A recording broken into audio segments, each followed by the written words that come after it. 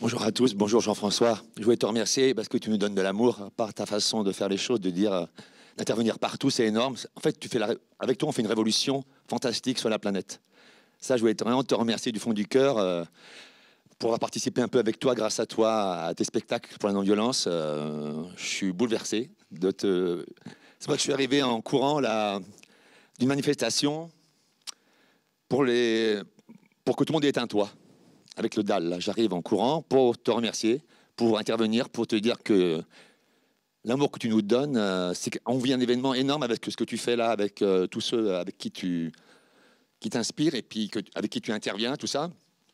C'est vraiment, moi je suis estomaqué, quoi. Et on vit une époque, un moment énorme avec ce que tu fais. D'autres le font aussi. Il y a eu Gandhi, évidemment, mais on voit bien que là, le monde est devenu de plus en plus dur pour beaucoup de gens. Et cet événement-là, avec les modules à Saint-Denis, qui vont intervenir le 2 février, avec des amis, là, on a décidé, et tu nous as inspiré pour ça, je voulais te remercier d'ailleurs, tu vois, tu sèmes des graines qui font fleurir des forêts énormes d'amour. Je profite que tout le monde est là, parce qu'on va faire le 14 mai, un grand rassemblement à Paris, au Mur de la Paix, pour la non-violence. On vous invite. C'est le 14 mai, il y a une page Facebook, Rassemblement pour la non-violence, 14 mai, de 15h à 18h. Tous les médias sont prévenus, avec plein de gens, avec John Palais, de Dax, qui a été relaxé, qui va être relaxé, avec Tesh, des artisans de la paix, avec plein de gens, là, Julien Bayou de LV qui est d'accord, je l'ai revu là au rassemblement pour les sans-toits qui veulent un toit. Puis avec plein de gens, j'en oublie, Agnès B, la modiste, plein de gens connus ou inconnus qu'on va mobiliser tous les jours, partout dans la rue, n'importe où, dans des situations formelles et informelles. Enfin voilà. Donc on vous invite. Et puis merci encore Jean-François. Je voulais juste une question, finalement, parce qu'il faut une question. Quel est le déclic, question naïve, mais on a déjà te l'a posé, je pense. Quel est le déclic qui a fait qu'à un moment donné, tu t'es dit, tu t'es engagé là-dedans, quoi, je veux dire? À quel âge? Peut-être qu'il y a eu plusieurs déclics, je sais pas moi, à 5 ans, à 10 ans, puis tout d'un coup, ça a fait, c'est monté en neige. Non, il n'y a pas un déclic. Je te remercie d'abord pour tes mots gentils. Et Jean-Baptiste, en fait, vous le connaissez sans doute, il est présent dans bien des manifestations qui ont du sens et de la pertinence aujourd'hui avec ses panneaux. Et il était récemment à Montreux avec nous, où on chantait un chant pour Alep. Et il était sur scène avec nous. Et tous mes amis syriens qui m'ont dit que j'étais un Syrien de cœur parce que j'ai fait un poème pour Alep, grâce à toi. Et puis grâce à eux, enfin grâce. On aimerait qu'il n'y ait pas là. Et pour la petite histoire, d'ailleurs, la télévision suisse a repris cette chanson et cette image, etc.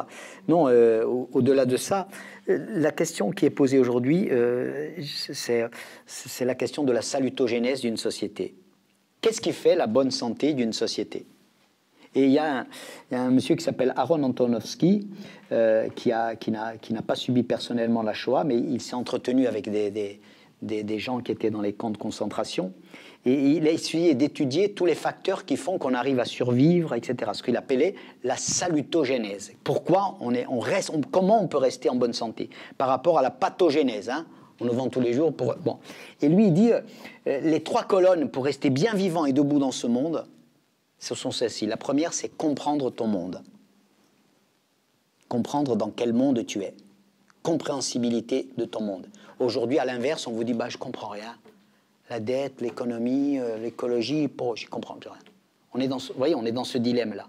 Je ne comprends. Première raison, comprendre le monde dans lequel tu es. Comprendre que le système bancaire est un système dévastateur.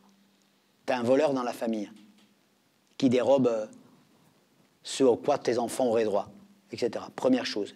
La deuxième chose, c'est la condition de la salutogénèse, c'est la façonnabilité de ton monde.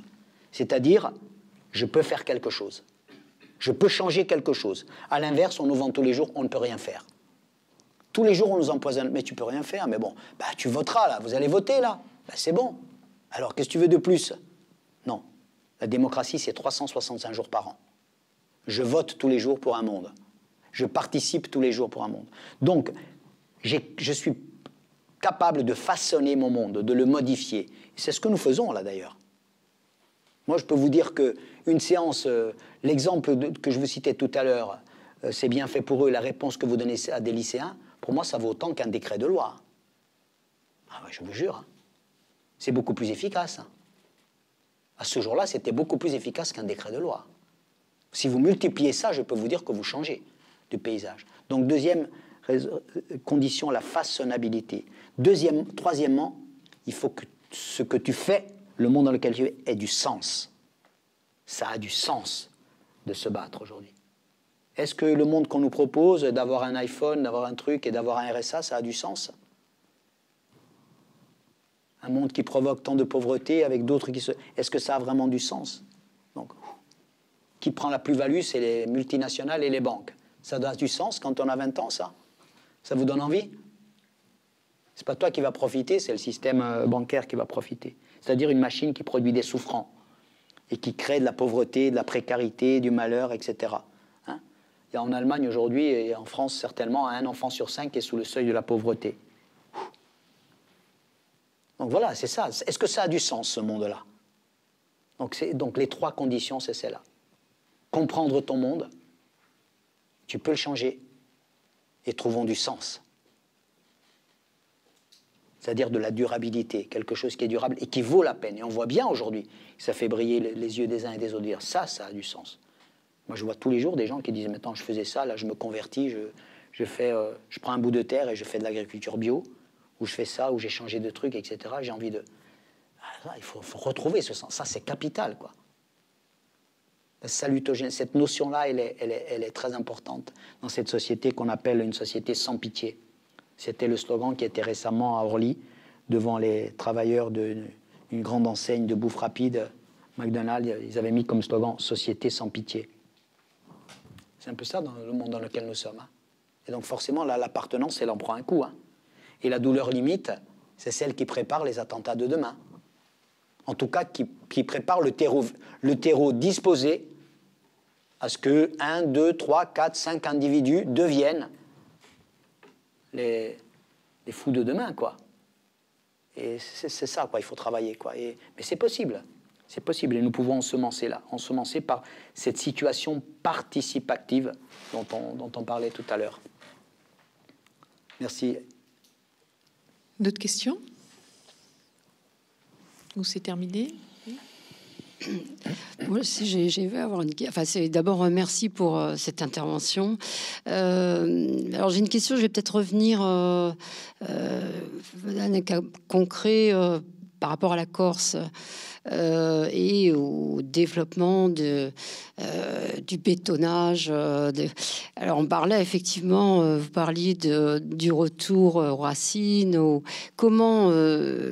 Quel moyen pour arrêter, et ça rejoint un peu l'intervention de tout à l'heure, hein, c'est-à-dire dans ce système violent et où, au bout du compte, quelques-uns qui vont profiter sur le dos du plus grand nombre. Alors là, ça se passe en Corse, mais il y a d'autres, il y a eu les Baléares, enfin je veux dire, il y a plein d'endroits. Hein, où... Alors pour le coup, quel moyen d'action dans cet esprit de non-violence? Comment, effectivement, quelle force ici? Comment on arrête en fait ce bulldozer? Et c'est dans tous les cas. Alors j'entends bien, bien sûr, hein, les aspects éducatifs, enfin tout ce que vous avez développé, ça me paraît primordial, essentiel. Sortir des peurs dans lesquelles effectivement on entretient au bout du compte hein, la population pour faire en sorte, enfin diviser pour mieux régner, hein, au bout du compte. Mais alors ça c'est j'ai bien compris là, hein, et on voit comment effectivement il peut y avoir des engagements qui soient effectivement des petits travails de fourmis hein, qui se propagent, mais face à un système qui est néolibéral qui écrase, hein, où le but du jeu, quelle réponse, enfin, est-ce qu'il y a d'autres réponses ou alors est-ce que effectivement vous pensez que c'est la réponse, là, cette réponse de nos violences telle que vous la préconisez qui pourra peut-être à long terme arrêter ou changer le système? Donc vous évoquez un peu le problème de spéculation sur les terres encore, c'est un peu ça, ouais. Bon, le problème c'est que bien sûr c'est un problème pour beaucoup de territoires. Hein, les exemples de Majorque, les exemples en Méditerranée, les exemples sont incroyables. Mais vous allez n'importe où aujourd'hui, le moindre mètre carré, vous allez dans des villes, il n'y a plus un arbre. Normalement, c'est un arbre, un habitant. C'est ça dont on a besoin pour être bien. Comptez autour de vous, vous allez voir. qui se passe. Donc le moindre mètre carré, il faut le rentabiliser, il faut spéculer, il ne faut plus qu'il y ait d'espace vert. Et on le voit partout. Et malheureusement, on le voit aussi en Corse aujourd'hui. En tout cas, c'est un phénomène qui est grandissant. Parce que la Corse a jusqu'à présent été une terre assez protégée de ce point de vue-là, où le rapport à la terre n'est pas un rapport au mètre carré et à l'hectare, mais un rapport sacré, affectif. La terre, c'est consubstantiel avec le mot de paysan. Hein. Le mot de paysan, ça ne veut pas dire vivre dans le même village. Ça ne veut pas dire vivre à côté, à la maison à côté. C'est un lien de mutualité et de parenté sociale. On est ensemble dans un village. Solidarité, mutualité, ce qui n'exclut pas le conflit d'ailleurs. Hein. Bon. Cette matrice-là, elle est mal en point, mais l'ADN, il existe, quoi. Le modèle, il existe, quoi. La semaine prochaine, dans 15 jours, j'irai parler à des gens qui font une journée des semences en Corse. J'irai parler à des paysans qui retrouvent les graines de la semence des oignons de Moïta, qui montrent que la semence, c'est le premier, ce qu'on nous vole aujourd'hui d'ailleurs, en lien avec l'économie. Hein. Ça a été volé, c'est une loi, vous savez qu'aujourd'hui, échanger des semences, c'est illégal. Il faut qu'elle soit inscrite au catalogue européen. C'est une loi qui a quand même été votée en France en avril 2011, au nom du peuple, un lundi soir, par 25 députés. D'accord? En notre nom à tous. Seule l'Inde a refusé ce système-là. Aujourd'hui, en Inde, il y a 140 banques semencières. Que les gens ont dit non, mais on ne veut pas de ce système-là. Nous, on ne veut pas être obligé d'acheter des semences à Monsanto et compagnie, à Syngenta, à Bayer et à d'autres. Et en plus, leur payer des royalties quand on consomme des concombres. Ils touchent des royalties, vous voyez, par exemple. Quand vous achetez des concombres, vous payez des royalties à Monsanto. C'est bien de le savoir, non?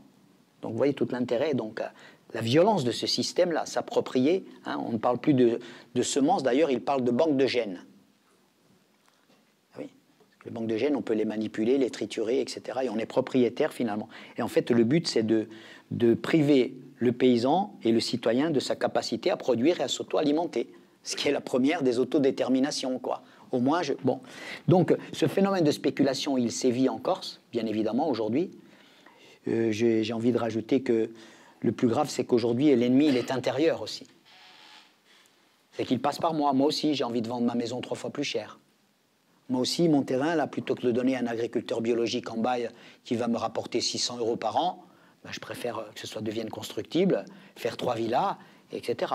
Aujourd'hui, il y a des paysans en Corse à qui on dit « Mais vous savez, votre terrain, là, au berger, on vient le voir, on lui dit « On voudrait l'acheter. Combien ?» Bah, je sais pas, 300 000 €, ça vaut. Non, non, mais je ne vends pas. Puis on revient au taquet, on lui dit « Mais on vous fait une maison pour vous dessus.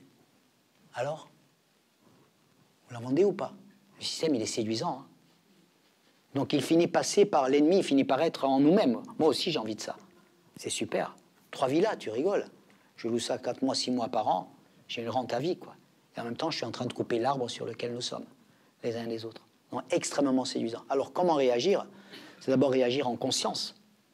C'est la conscience des... Ça existe chez les Corses, ça existe chez nous tous, parce que vous voyez bien, si vous posez la question, c'est que ça vous dérange aussi. Ça nous dérange aussi. C'est bien la qualité de vie qui est en train qui est en jeu, quoi. Il y a des univers de béton où vous dites, mais comment les mamans elles peuvent faire grandir leurs enfants dans ce contexte, quoi. Quand vous allez dans certains quartiers de nos villes, vous dites, pour grandir là, quoi. Vous allez dire, heureusement qu'il y a la télé, j'ai envie de vous dire à la limite. Hein. Au moins, ça fait une petite fenêtre. Hein. Vous voyez où on en est. Donc, le plus grave, c'est quand l'ennemi est intérieur, quand il passe par chacun de nous. Nous sommes tous des spéculateurs potentiels. Paires de spéculateurs qui deviendront eux-mêmes des spéculateurs, etc. On peut enrayer ça. Alors, les Corses, ils ont cru trouver la solution en créant et en proposant un statut de résident. Personnellement, je n'y crois pas. En disant, bah, si tu es Corse, tu as le droit d'eux. Autrement, si tu veux devenir propriétaire en Corse, il faut que tu vives là pendant 5 ans. Personnellement, je n'y crois pas. Je crois en plus que jamais un gouvernement en France ne donnera ce droit-là. Hein. En plus, ça crée un certain nombre de problèmes qu'on ne va pas évoquer ici. Mais je crois par contre qu'il y a des alternatives dans le monde qui existent, en particulier des clauses anti-spéculatives qui fonctionnent dans certaines villes du monde, à Londres par exemple, ou ailleurs. Il y a des quartiers de Londres où des propriétaires se sont regroupés il y a 15 ans. Ils ont dit, voilà, nous, d'un commun accord, nous décidons, nous achetons dans ce quartier, nous transformons ce quartier, et nous décidons que le prix du mètre carré n'augmentera pas de plus de 5% dans les 30 années à venir. Le prix des loyers n'augmentera pas de plus de 5% dans les 30 années à venir. Bien aujourd'hui, ils sont dans les meilleurs quartiers de Londres, où ils ont les loyers les moins chers, les plus vivables en termes de qualité de vie, et ils disent mais tout va bien. Parce que d'un commun accord, ils ont dit, voilà, clause anti-spéculative. Nous sommes copropriétaires, nous achetons ça ensemble, et nous décidons ensemble qu'ici les loyers ne vont pas augmenter de plus de 5%. Vous voyez ce que ça change? C'est extraordinaire, non? Ah, maintenant, si vous vous dites, ah mais moi, attends, j'achète parce que, comme ça se fait aujourd'hui en Corse, vous avez des gens, en Corse ou ailleurs, hein, peu importe, j'achète cette maison, je la rebâtis, et puis dans 3 ans, je la vends 4 fois plus cher. Alors moi, je connais des gens, des cas précis, dans mon village, ailleurs, où le mec, les 2 pièces, elles valent 5 000 euros, d'accord? Eh bien, le mec, aujourd'hui, il vous dit, ah, mais je le vends, mais c'est 45 000 euros. Mais comment tu peux? Bah, je te montre, je mets sur Internet, je les vends. Et là, on spécule et tout le monde est dépossédé. Et donc, vous voyez, l'ennemi passe par lui-même, qui lui aussi, il a perdu sa conscience. Il l'a perdu, lui aussi. Et c'est ça, c'est cette démission-là qu'il faut absolument... Il faut retrouver ça. Mais là, il faut ensemencer les valeurs et retrouver, dire, mon pote, tu es en train de couper l'arbre sur lequel tu es. Parce que tu vends les bijoux de ta mère, là. Ah, et tu crois que tu vas construire ton économie sur la vente des bijoux de ta mère? Non. Tu vas à ta perte. Et tes enfants, alors encore pire. C'est ça qu'il faut retrouver, vous voyez. Et donc, je suis assez quelquefois en colère parce que je crois que la Corse, qui pourrait d'ailleurs opter pour des solutions comme ça, n'opte pas et dit nous on veut le statut de résident, qui doit sans doute et qui d'ailleurs dédouane beaucoup de gens de leur propre responsabilité en disant bah c'est plus facile de demander. La Corse, elle est souvent, trop souvent à mon goût, dans la posture revendicative. On demande à l'État, ah bah maman n'a pas voulu, donc si maman ne veut pas, bah, on rentre chez soi, on ne peut plus rien faire. Non. Si je m'étais dit ça, je n'aurais jamais commencé à chanter, j'aurais jamais commencé à monter une fondation, et j'aurais jamais commencé à parler de non-violence. Jamais. Ouman, il ne reçoit aucun fonds public. Je n'ai jamais reçu dans ma vie d'artiste 1 centime d'argent public. Et croyez-moi, j'ai été interdit de chanter en Corse. D'accord? Donc ça n'est pas simple. C'est pas un chemin de... C'est pas une promenade, c'est un combat. Mais aujourd'hui, voilà, vous avez déjà une souveraineté, une forme de confiance, et vous établissez avec les citoyens et les justes du monde une relation qui vaut la peine, qui est un capital extraordinaire, qui est un capital qui font fonctionner d'ailleurs cette fondation. Mais sans ce capital-là de confiance, je parlais tout à l'heure de confiance, mais ça ne marcherait pas. Mais vous rigolez. On va dire, ouais, mais attention, là-dessous, il y a des polices, c'est des nations, c'est des trucs, ah ouais, mais attention. Mais dès qu'il y a la confiance, tout devient possible. Et ce capital-là, il grandit tous les jours. Là, nous sommes en train de le faire grandir. Et il va grandir demain. Parce que nous prouvons les uns et les autres que l'émancipation, ça ne concerne pas uniquement ma famille, mon petit groupe, ma communauté ou ma Corse, mais c'est pour la planète qu'on doit arriver. On doit penser planète, overview. La girafe, d'ailleurs, elle a un long cou pour voir de plus haut. Ça lui permet d'avoir un jugement plus... Voyons, c'est ce que font les astronautes aujourd'hui. Overview, ils vous disent quand on part de la planète, on voit notre ville. Après notre pays, notre continent, et puis après on voit la petite barque sur laquelle on est tous. C'est fragile. Là disparaissent les notions de frontières. C'est là où il faut avoir cette vue-là.